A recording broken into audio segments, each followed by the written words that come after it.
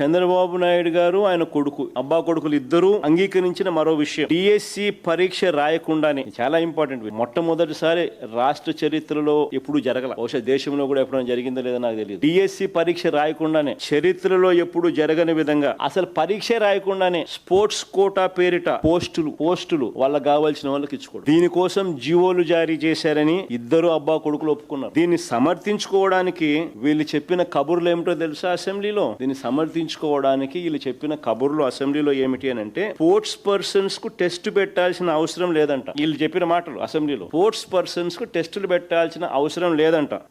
PV Sindhu లాంటి వారికి నేరుగా ఉద్యోగాలు ఇచ్చాం కాబట్టి, పివి సింధు లాంటి వారికి నేరుగా ఉద్యోగాలు ఇచ్చాం కాబట్టి పిల్లలకు చదువులు చెప్పే ఈ టీచర్ ఉద్యోగాలు కూడా, అవి కూడా 372 ఉద్యోగాలు అలాగే సింధులాగానే ఇచ్చారంట. దానికి దీనికి పొందన పెట్టినారు. ఒక్కసారి వాళ్ళు ఏమన్నారో, ఇద్దరు అబ్బా కొడుకులు ఏమన్నారో ఒకసారి.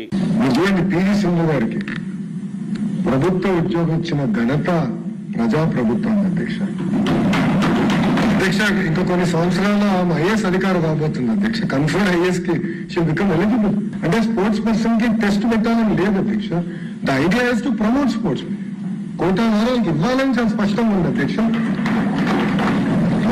వాళ్ళందరికీ ఏదైతే రూల్ పాటించామో అదే రూల్ ఇక్కడ కూడా పాటించి, వాళ్ళ సింధుకు ఏ రూల్ పాటించినామో ఇక్కడ కూడా అదే రూల్ పాటించినారంట. 372 ఉద్యోగాలు పరీక్ష అనేదే లేకుండా, డిఎస్సి పరీక్ష అనేదే లేకుండా, సింధు పేరు చెప్పి పివి సింధుకు డిఎస్సిలో స్పోర్ట్స్ కోటాలో నింపిన 372 ఉద్యోగాలకు మధ్య పోలిక తీసుకొచ్చినారు.